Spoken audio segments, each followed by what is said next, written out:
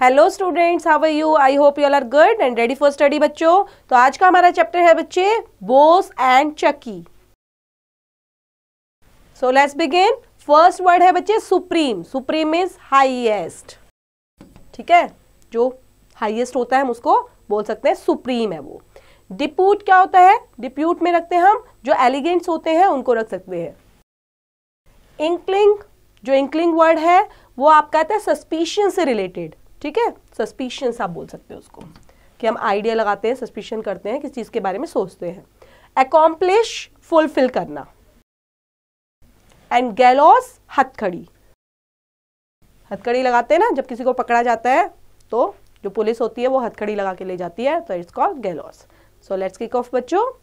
India got her freedom on 15th August 1947 and our brave freedom fighters had to make a lot of sacrifices for this. In this long sequence of sacrifice, the revolutionaries stand out as they made the supreme sacrifice of their lives at a young age, and many more of them suffered untold miseries at the hands of the British in prison.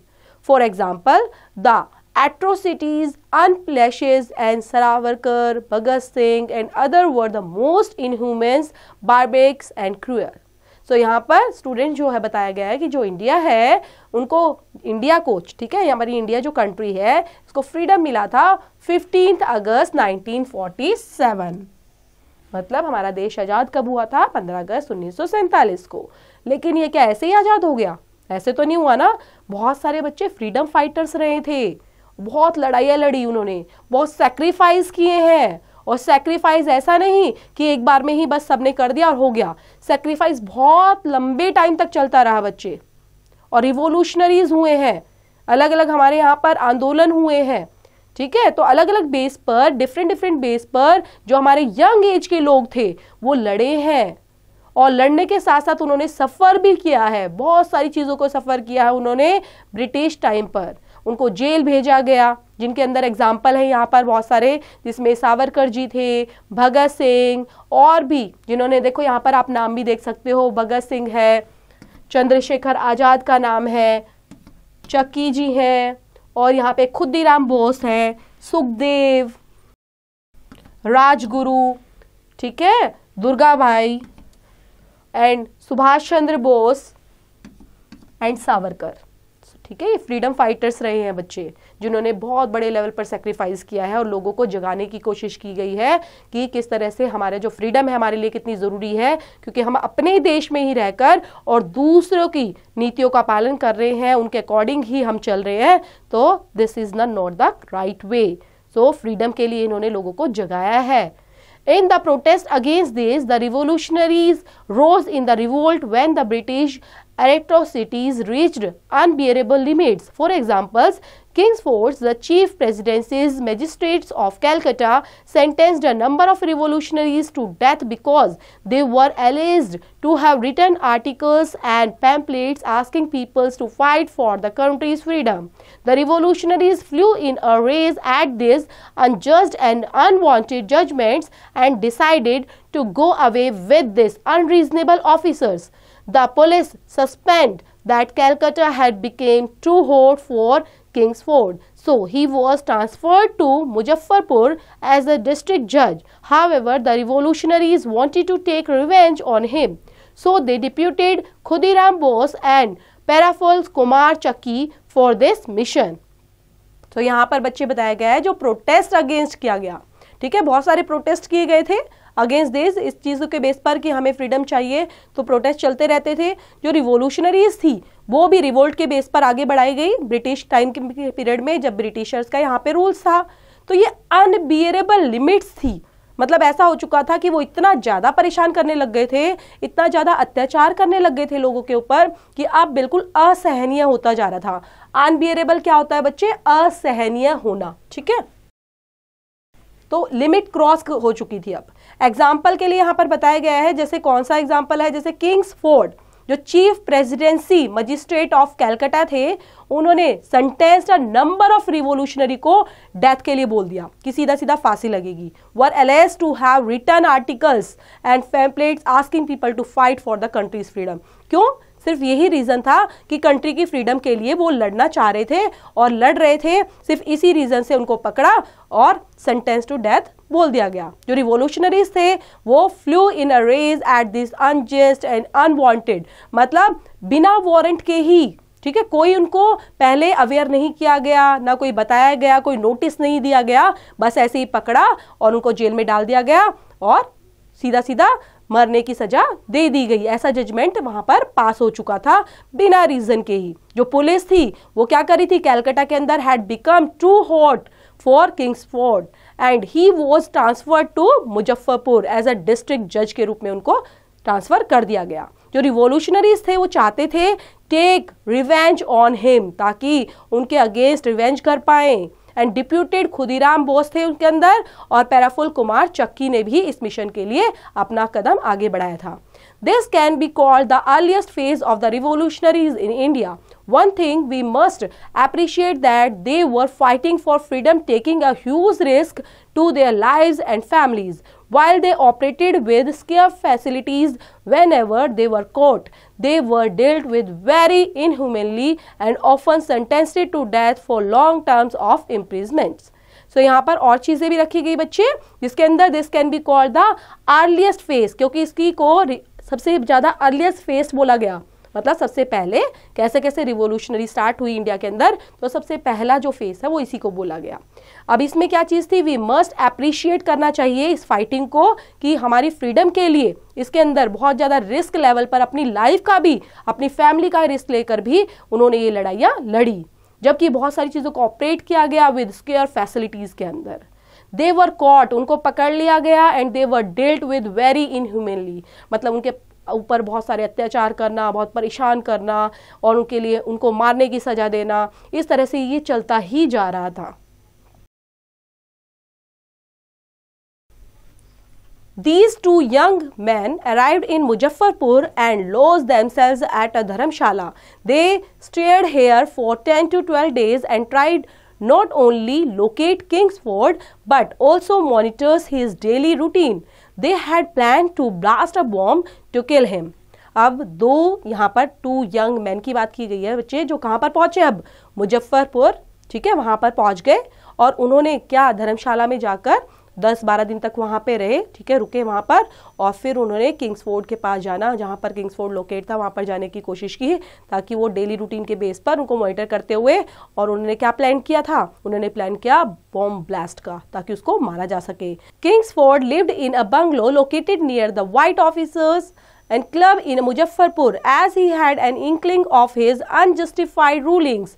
2 armed police guards were posted for their security and round the clocks. Bose and Chucky found out that all white officers, including Kingsford's, got together at the club in the evening. They also found out that he travels in 5th models of a carriage.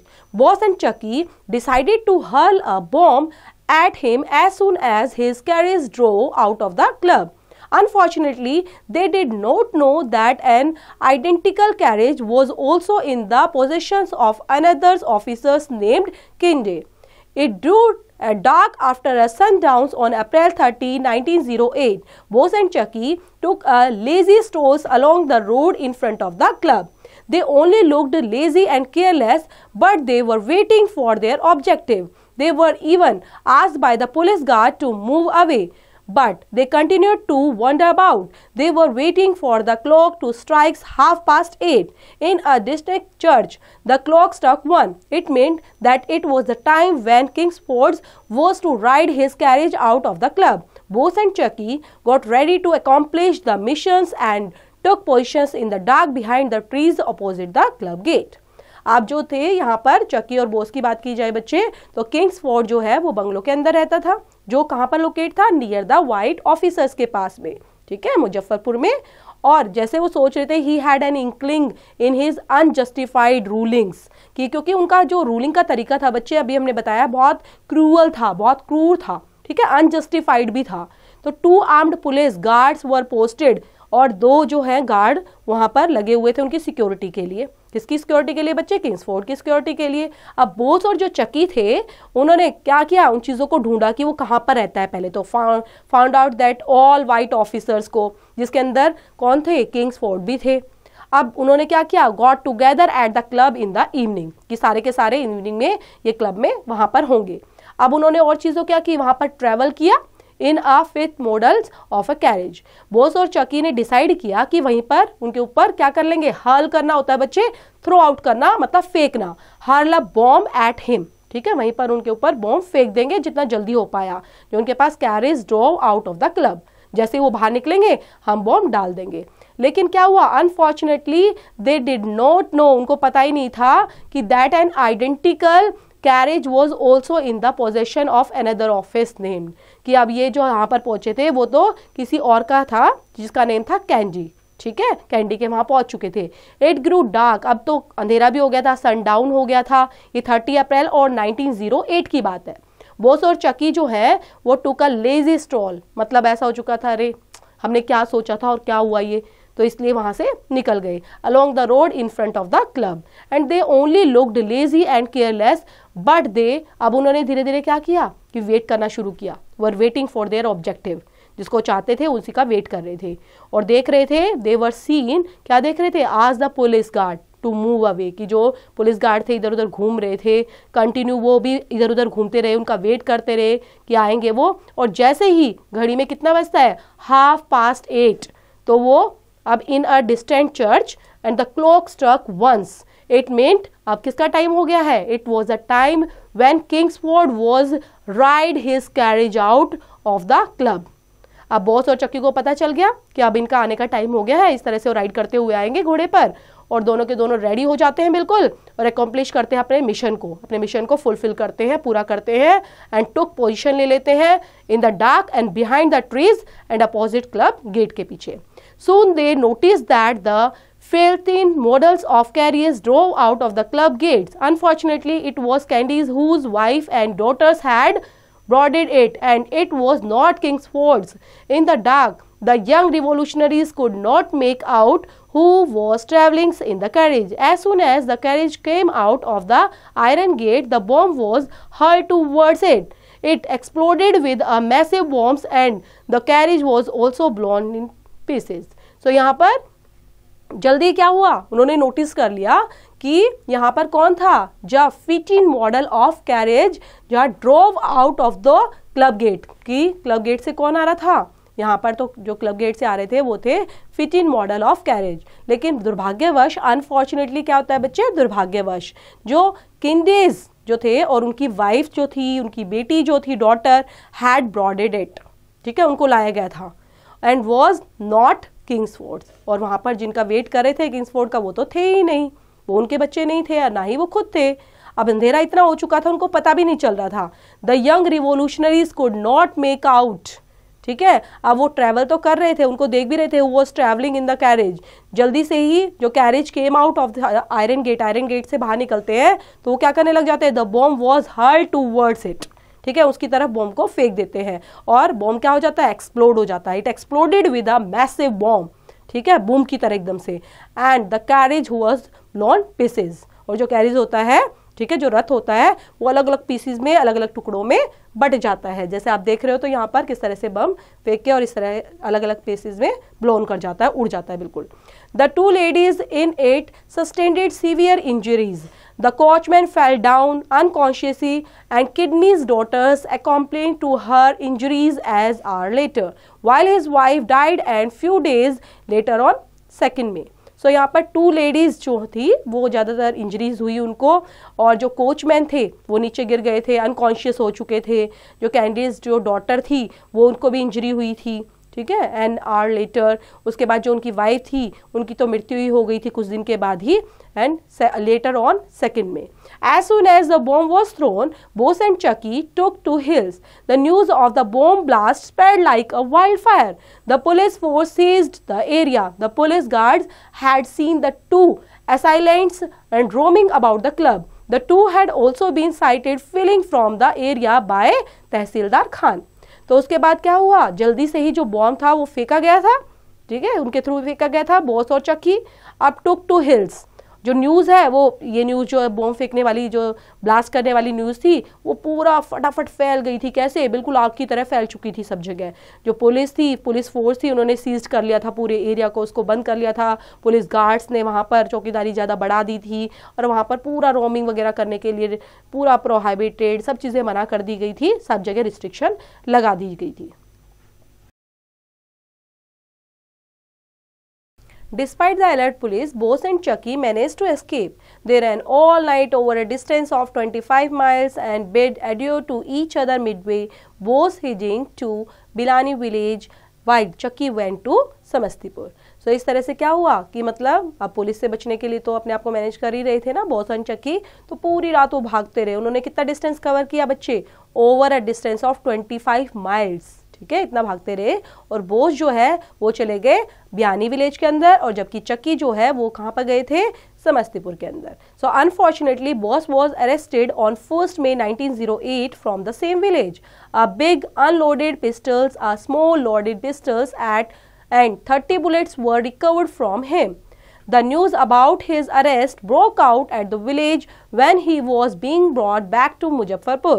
The entire village walked to railway stations to catch a glimpse of his reversed figure. So unfortunately क्या हुआ? Boss को arrest कर लिया गया बच्चे 1 May 1908 को, उन्हीं same village पर जहां पर वो रहते थे। और वहां से क्या मिला उनको? अ बिग अनलोडेड पिस्टल मिली और एक स्मॉल लोडेड पिस्टल, जिस और किसके साथ थी? वो 30 बुलेट्स के साथ। ठीक है, उनको रिकवर किया गया इस तरह से।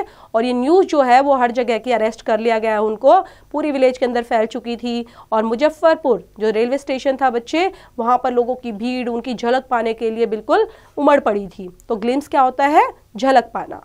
When Bose alighted at Muzaffarpur railway station, he presented a pleasant village and charming smiles on his face and boldly told the district magistrate that it was he himself who had hurled the bomb. उसके बाद जो boss है वो मतलब उनको ऐसा नहीं लग रहा था कि उनको देखकर भी मुजफ्फरपुर रेलवे स्टेशन पर कि वो क्या अपने आप पकड़े गए हैं, तो उनको क्या होना चाहिए? डल फेस कर लेना चाहिए, ऐसा लगना चाहिए, ये नहीं, बल्कि वो अपने आप को प्रेजेंट कर रहे थे किस तरह से? चार्मिंग स्माइल के साथ। ठीक है, और बोल्डली उन्होंने क्या बोला? टोल्ड द डिस्ट्रिक्ट मजिस्ट्रेट कि हाँ, बम उन्होंने ही फेंका था। Prafulla Kumar Chaki on the other hand had escaped to Samastipur from where he boarded the train for Calcutta. As luck would have it, the same train was boarded by a Nandlal Banerjee, a police sub-inspector. As two shared the same cabin, Banerjee tried to strike a bone to pass the time, but Chucky had no interest in him, so he changed the cabin. This gave a ground of suspicion, and as he had already heard in the news of the assassinations of Muzaffarpur, the police tried to arrest Chucky at Makamma, and seeing the dangers, he took out his pistols and fired it, but he missed the target. He being surrounded from all sides, he knew that he had no way to escape, so he pulled his triggers on himself and made the supreme sacrifice. सो प्रफुल्ल कुमार चक्की जो थे बच्चे, दूसरी तरफ वो थे, उनको भी हैड एस्केप्ड टू समस्तीपुर। ठीक है, एस्केप्ड कर लिया गया था उन्होंने अपने आप को समस्तीपुर से। एंड फ्रॉम वेयर, वहां पर उन्होंने क्या किया? He boarded the train from Calcutta. Calcutta के लिए उन्होंने ट्रेन ले ली और ट्रेन वहां से निकल गई। As luck would have it, the same train was boarded by a, कहाँ पर? जिस ट्रेन में वो बैठे थे बच्चे, वो उसी में कौन बैठे हुए थे? नंदलाल बनर्जी, जो कौन थे? A police sub inspector. ठीक है, as a same to share the same cabin, तो दोनों ने एक ही कैबिन शेयर किया हुआ था। एंड बनर्जी जो थे वो tried to strike a bone to pass the time, लेकिन जो चक्की थे had no interest to in him. ठीक है, मतलब ऐसा नहीं था कि वो उसकी चीज़ों में इंटरेस्ट ले रहे हैं, उन्होंने क्या कर लिया? अपना कैबिन ही चेंज कर लिया। And this gave a ground of suspicions as he had already heard the news of, किस चीज़ की न्यूज़ सुनी उन्होंने? एसोसिएशन ऑफ मुजफ्फरपुर की। जो पुलिस है वो तो अरेस्ट करने की उनके लिए फिराक में ही थी कि जो पुलिस है ट्राई टू अरेस्ट चक्की। ठीक है, अब उनको ढूंढना ही था, तो कहाँ पर पहुंच गई थी? मकामा के पास पहुंच गई थी। अब ये ऐसा खतरे को भापते हुए, seeing the danger, he took out his pistol, उन्होंने क्या किया? अपनी पिस्टल को निकाला और फायरिंग स्टार्ट कर दी। ठीक है, लेकिन फायरिंग तो कर रहे थे, लेकिन वो टारगेट जो था उनका मिस हो गया था। फिर भी वो करते रहे, ऑल साइड सराउंडेड, इस तरह से चलता रहा। लेकिन he knew that he had no way to escape, अब उनको पता चल गया था कि अब वो बचकर नहीं जा सकते, है ना। तो हर तरीके से उन्होंने फायरिंग स्टार्ट की, अपने आप को प्रॉपर तरीके से सेव करने की कोशिश की, लेकिन वो प्रॉपर तरीके से उस चीज़ में सक्सेसफुल नहीं हो पाए और लास्ट में उन्होंने जो है पिस्टल का जो ट्रिगर होता है बच्चे, वो अपने आप के ऊपर ही दबा लिया। मतलब ये उनका एक क्या था, सुप्रीम सैक्रिफाइस कहा जाता है, मतलब उनका एक बहुत बड़ा बलिदान था देश के लिए। Khudiram Bose was tried for the murder. He was defended by an advocate called Kalidas Bose. But how the cases were dealt by the British is well known. The entire hearing was over in a matter of 8-10 days, and the verdict made no surprise. He was sentenced to death by hanging. An appeal was also filed in the High Court, but it only confirmed the hanging. तो खुदीराम जो boss थे बच्चे, उन्होंने भी कोशिश की थी, was tried to the for the murder, ठीक है, मर्डर के लिए कोशिश की थी, लेकिन he was defended by an advocate, ठीक है, एडवोकेट जिनका नाम था कालिदास बोस, उनके थ्रू डिफेंड कर लिया गया था। But how the case were dealt by the British, एज ब्रिटिश तो जो थे, ब्रिटिशर जो थे बच्चे, वो तो केस को अपने अकॉर्डिंग ही हैंडल करेंगे ना।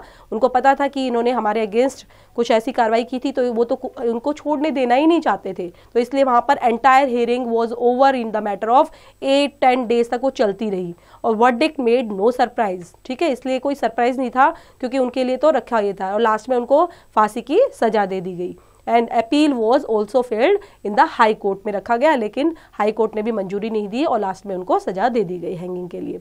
At this time, Bose was only 17 years old, and his milk teeth and not yet all broken at this time. During incarcerations in the jail, Bose has been described as a cheerful young who proudly spoke of his sacrifice and his duty to his motherland.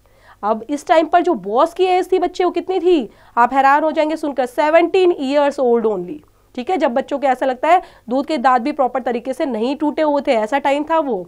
And during the, यहाँ पर इनक्रेरिएशंस इन the jail, और boss को describe किया गया एक cheerful young boy के रूप में, जिन्होंने क्या किया, प्राउड फील कराया पूरी कंट्री को, ठीक है, वहाँ के लोगों को। उनका एक बहुत बड़ा proudly spoke of his sacrifice, और उनकी जो ड्यूटी थी अपनी मदरलैंड के लिए, उन्होंने प्रॉपर तरीके से निभाई वहां पर। Bose was hanged on 11th August 1908. In his last wish, he wanted to be cremated in the jail itself by Kalidas Bose, his advocate. At this time, a heavy contingent of police force was deployed all around the jail as a large number of people gathered there. So, Bose को बच्चे hang कब किया गया, कब उनको फांसी की सजा दी गई, 11th अगस्त 1908 को। ओके, सो उनकी लास्ट विश क्या थी, इन हिज लास्ट विश वो क्या चाहते थे, cremated in the jail itself by Kalidas Bose, जो कौन थे, उनके एडवोकेट। और इस टाइम पर heavy contingent of police force was, मतलब पूरा पहरा लगाया हुआ था जेल में, लार्ज नंबर ऑफ पीपल वहां पर जुड़ गए थे, इकट्ठे हो गए थे, गैदर्ड हो गए थे। गैदर्ड क्या होता है, इकट्ठे होना, ठीक है, मतलब लोगों का बहुत ज्यादा लोग वहां पर मौजूद थे। With the holy Gita in one hand and the slogans for his motherland on his tongue, the young Khudiram Bose, with curly hair covering his forehead and bright eyes, kissed the gallows before the banknote the hangman's to do his duty. So, holy Gita के साथ, ठीक है, one hand रखते हुए, slogans के साथ, Motherland के साथ, अपना पूरा प्रॉपर तरीके से गीत गाते हुए, है ना, तो इस तरह से उनके मुख पर, पूरे मुंह पर पूरी मुस्कान थी। यंग खुदीराम बॉस कैसे दिख रहे थे, कर्ली हेयर के साथ, कवर किया हुआ था फोरहेड को पूरा, ब्राइट आइज दिख रही थी उनकी, और वो जो उनका हथकड़ी होती है उनको चूमते हैं, किस करते हैं जाने से पहले, ठीक है, और जो बैकनॉट द हैंगमैन जो होता है उसको उसकी ड्यूटी निभाने के लिए भी बोलते हैं। When his dead body was taken for cremations on the river bank, teeming masses gathered. People fell on one another to catch a last glimpse of the young revolutionaries who had sacrificed his today for their tomorrow. After the cremations, there was a scramble for a handful of ashes and remains of the great martyr. Not all could get the ash, but those who did preserved in its pots of gold, silvers and ivory and felt immensely fortunate to have it. So, वहाँ पर क्या होता है बच्चे, जैसे उनको सजा मिल जाती है, उनको फांसी दी जाती है, तो उनकी जो डेड बॉडी होती है, तो जब उनके क्रीमेशन क्या होता है बच्चे, उनके संस्कार के लिए, ठीक है, क्रीमेशन संस्कार, तो लास्ट टाइम पे जब उनके संस्कार के लिए लेके जाया जा रहा था, कहाँ पर, ऑन द रिवर बैंक पर, तो बहुत लोगों की भीड़ जो है, मासेस मिस होता भीड़ इकट्ठी हो चुकी थी, और लोग एक झलक पाने के लिए, कि लास्ट ग्लिम्स देखने के लिए उस यंग रिवोल्यूशनरी की तड़प रहे थे, देखना चाह रहे थे कि उन्होंने कितना बलिदान दिया है, किसके लिए, टुमारो के लिए, ठीक है, क्योंकि आने वाला कल ताकि वो और अच्छा बना पाए, उनका सेक्रीफाइस कितना बड़ा था। तो क्रेमेशंस के बाद वहां पर स्क्रैम्बल फॉर ऑल हैंडफुल जो एशेस थी उनकी, जो उनकी राख थी, रिमेन्स ऑफ ग्रेट मार्टियर के रूप में याद रखी गई। Not all could get the ash, ठीक है, और उसकी जो राख होती है बच्चे, जो लास्ट में जलाने के बाद बच जाती है, तो उसको कहाँ पे रखा गया, preserved it in ports of gold, silver और आइवरी में, and felt immensely fortunate to have it. So students, this is end of the chapter. I hope आपको अच्छे से समझ में आया होगा, और ये ट्रू बेस्ड स्टोरी है बच्चे, है ना, तो इसको समझेंगे, रीड आउट करेंगे, उनसे सीखेंगे जरूर कुछ ना कुछ कि देश के लिए बलिदान, सेक्रीफाइस करना कितनी बड़ी चीज होती है। और ये जो एक बोल सकते हैं ना बच्चे, ताकत सबके अंदर नहीं होती, तो कुछ ही हमारे ऐसे हुए हैं जिन्होंने, कुछ आप ऐसे बोल सकते हो कि इतने योद्धा हमारे हुए हैं, एक इतने रिवोल्यूशनरीज हमारे हुए हैं जिन्होंने अपने देश के लिए, आगे फ्यूचर के लिए, भविष्य के लिए, जो आज हम देख रहे हैं, जिसमें हम एक फ्रीडम, ठीक है, एक आज़ादी के देश में जी रहे हैं, आज़ाद देश में जी रहे हैं, सांस ले रहे हैं, तो उन्होंने, ये उनके ही सेक्रीफाइस है जो आज हम अच्छे से इसको एंजॉय कर रहे हैं। तो स्टूडेंट्स, इससे रिलेट करती हुई एक्सरसाइज कैसे करेंगे, अपने आप से करेंगे।